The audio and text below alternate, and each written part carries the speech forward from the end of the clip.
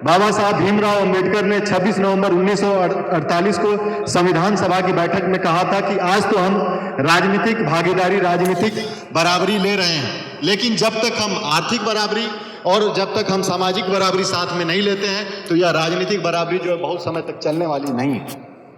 तो साथियों, जब हम आर्थिक बराबरी की बात करते हैं तो आप देखेंगे कि हमें क्रोनिक कैपिटलिस्ट साफ साफ दिखाई देते हैं और एक बड़ी खाई उन लोगों की भी दिखाई देती है जो कि 70 करोड़ से ऊपर हैं और अभी भी 5 किलो राशन के लिए लाइनों में लगे हुए देश के हर एक शहरों में। तो साथियों, जब हम सामाजिक बराबरी पर जाते हैं, 18 मार्च 2018 का वाकया है। देश का राष्ट्रपति उस समय तत्कालीन रामनाथ कोविंद रहते हैं और जब वह उड़ीसा में जगन्नाथपुरी के मंदिर में दर्शन करने जाते हैं तो वहां के पंडितों के द्वारा वहां पर रोक दिया जाता है। तो यह दर्शाता है कि भारत का जो प्रथम व्यक्ति है उसके साथ कैसा सुलूक किया जाता है। अभी हाल ही में आप देखेंगे कि प्रोफेसर मनोज झा के द्वारा जब मांगा जाता है कि केंद्रीय विश्वविद्यालयों में क्या हिस्सेदारी है, तो ओबीसी और एसटी की जो अभी भी प्रोफेसर की सीट है वह 80 से 83% रिक्त है। तो सवाल यह साथियों हम सभी से भी उठता है और आप देखेंगे कि जो हमारे यहाँ तंत्र चल रहा है या तो वह ठेके का तंत्र है या तो वह प्राइवेट का तंत्र है। और आपको यह जानना होगा कि ठेके के तंत्र में और संविदा के तंत्र में आरक्षण कहीं से लागू नहीं होता है। साथियों, जब हम राजनीतिक बराबरी की बात करते हैं तो हमारा प्रियम्बल कहता है हम भारत के लोग, we the people of India, और यही हम भारत के लोग मिल करके सरकार को चुनते थे। लेकिन जो कंपनी महोदय हैं, ये जो कंपनी बहादुर हैं, ये जो हम दो हमारे दो की सरकार है, ये जो हम दो हमारे दो की सरकार है, ये देश में उल्टा किए हुए हैं कि यह तय करेंगे कि we the people of India कौन होंगे, यह तय करेंगे कि वोट देने वाले कौन होंगे। साथियों, जब हम इनसे वोट्स की बात करते हैं तो आप देखेंगे कि ये SIR के नाम पे हम मुसलमानों को आगे कर देंगे। मुसलमानों को तो वैसे ही इन्होंने टारगेट किया हुआ है कि ये बांग्लादेशी हैं, ये रोहिंग्या हैं। सवाल साथियों है कि जब हम वायलेंस की बात करते हैं तो एक वायलेंस होता है डायरेक्ट वायलेंस और दूसरा वायलेंस होता है इनडायरेक्ट वायलेंस, डिस्गाइज्ड वायलेंस। तो साथियों, जो डायरेक्ट वायलेंस है, डायरेक्ट तमाचा मुसलमानों के चेहरे पे मार रहे हैं, लेकिन ये जो इनडायरेक्ट वायलेंस है यह सोशल इनजस्टिस का है। एक मेढक ऐसे समझिए कि यदि ये कढ़ाई में है और ठंडे पानी में है और इसमें हम लगातार आंच दिए जा रहे हैं और आंच दिए जा रहे हैं तो उसको पता भी नहीं चल पाता है कि हम मरने वाले हैं और पानी का तापमान बढ़ता हुआ जा रहा है और धीरे धीरे वह मर भी जाता है। तो यह इनडायरेक्ट वायलेंस जो है संघ का, यह सीधे तौर पर ओबीसी, एससी, एसटी के ऊपर है। साथियों, यह मनु का राज स्थापित करना चाहते हैं, यह गुरु द्रोण का राज स्थापित करना चाहते हैं, जहां आप अपने गुरु को, वह आपका अंगूठा नहीं काटेंगे, आप हंसी खुशी अपना अंगूठा काट करके उनको अर्पण कर दोगे। तो साथियों, हम पुनः अपनी बातों पर आते हैं, हम बाबा साहब के उस विचार पर आते हैं जब उन्होंने कहा था हमारी बराबरी की बात। तो साथियों, आर्थिक बराबरी और सामाजिक बराबरी यह तो गर्त में ही चली गई है, लेकिन यह जो राजनीतिक बराबरी मिली थी जिसमें हमें यह आशा था कि अडानी के भी एक वोट है, अंबानी के भी एक वोट है, हम यहाँ पर जो बैठे हैं उनके भी एक वोट है, और यहाँ से दूर बैठे खेत में यदि कोई किसान भी काम कर रहा है तो उनका भी एक वोट है, और यहाँ से दूर बैठे किसी जंगल में कोई लकड़ी भी काट रहा है आदिवासी तो उसका भी एक वोट है। लेकिन SIR के लाए जाने के बाद से हमारी जो राजनीतिक बराबरी है वो भी खंडित होती हुई नजर आ रही है। तो साथियों, ज्यादा समय नहीं लेते हुए हम आते हैं, जो हमारा टॉपिक है वह है SIR, सोशल जस्टिस, और जो हमारा फ्यूचर है the future of Republic of India.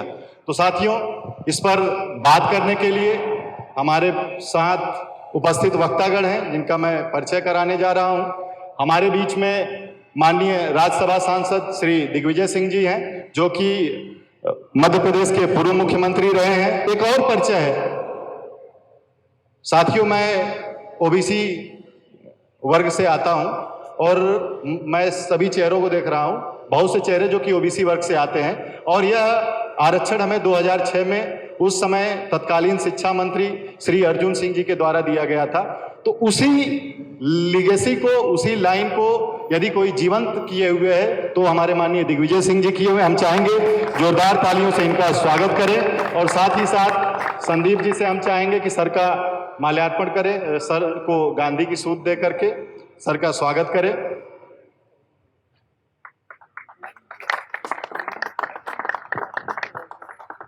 वक्ताओं की अगली कड़ी में हमारे बीच श्री सुधाकर सिंह जी हैं, जो कि माननीय लोकसभा सांसद हैं, बक्सर से आते हैं। एक परिचय है कि सर बिहार से पूर्व विधायक हैं, पूर्व बिहार में मंत्री रह चुके हैं, कृषि मंत्री, हमेशा किसानों के हितों पे बात करते आए हैं। सर का एक स्टैंड तब भी था जब कृषि बिल आ रही थी, और अपने वसूलों पे खड़े होते हुए, लड़ते हुए सर ने उस समय मंत्री पद से भी इस्तीफा दिया था। सर एक हमारे बीच साक्षात कॉमरेड है। मैं चाहूंगा कि तरुण भाई आए और सर का स्वागत करें।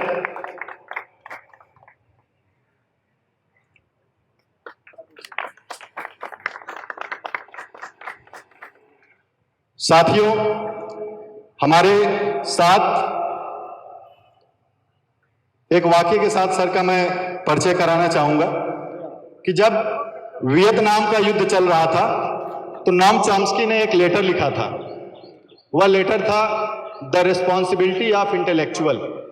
हम उसमें नहीं जाते हैं, लेकिन हम भारतीय परिप्रेक्ष्य में आते हैं तो आप देखेंगे कि जहां पर विश्वविद्यालयों में एक सीनियरिटी के लिए, एक डीन बनने के लिए, कुलपति बनने के लिए लोग तमाम अपने आयामों को बेचे हुए हैं, संघ के बनाए हुए कुटीरों में घुसे हुए हैं, ऐसे समय में मजबूती से अपनी आवाज उठा रहे हमारे प्रोफेसर अजय गुड़ावर्ती सर हैं। हम इनका चाहेंगे कि जोरदार तालियों से स्वागत करें।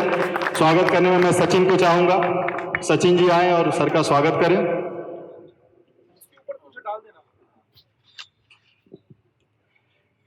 एक परिचय और खास है, जिस प्रकार से हमारा डाइवर्स प्लेटफॉर्म है, आप देखेंगे कि हमारे पास अनुभवी नेता के तौर पर माननीय श्री दिग्विजय सिंह जी हैं, तो एक और इतिहास बना करके हमारे बीच हमारे एक वक्ता आए हैं। इनकी डेट ऑफ बर्थ 1999 है। मात्र 25 साल 2 महीने की उम्र में इन्होंने सांसद बनने का कीर्तिमान स्थापित किया। इलाहाबाद से बगल की सीट है कौशाम्बी, वहां से चुनाव जीत करके आए और उत्तर प्रदेश में जो सरकारी स्कूलों का मर्जर हो, चाहे वह बीएचयू की एग्जीक्यूटिव काउंसिल का मसला हो, चाहे वह जवाहर नवोदय विद्यालय में बच्चों को बाहर निकालने का मसला हो, सब पर मजबूती से लड़ाई लड़ रहे हैं। एक और परिचय है सर के पिताजी माननीय इंद्रजीत सरोज जी, जो कि कांसीराम जी के मूवमेंट से निकल करके आए। सर भी हमेशा से वंचितों के हित में खड़े रह करके लड़ाइयां लड़ने का काम करते हैं। हम चाहेंगे कि अरुण प्रताप जी आए और सर का गांधी जी की सूत दे करके स्वागत करें।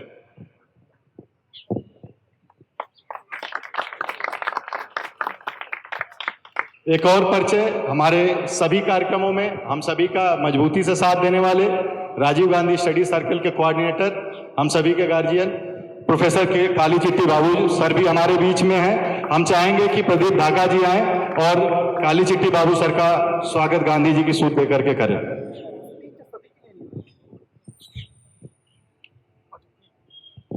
साथियों, ज्यादा समय न लेते हुए हम सीधे अपने मुद्दे पर आते हैं, जिन मुद्दों को सुनने के लिए आप सभी साथीगण यहाँ पर उपस्थित हैं।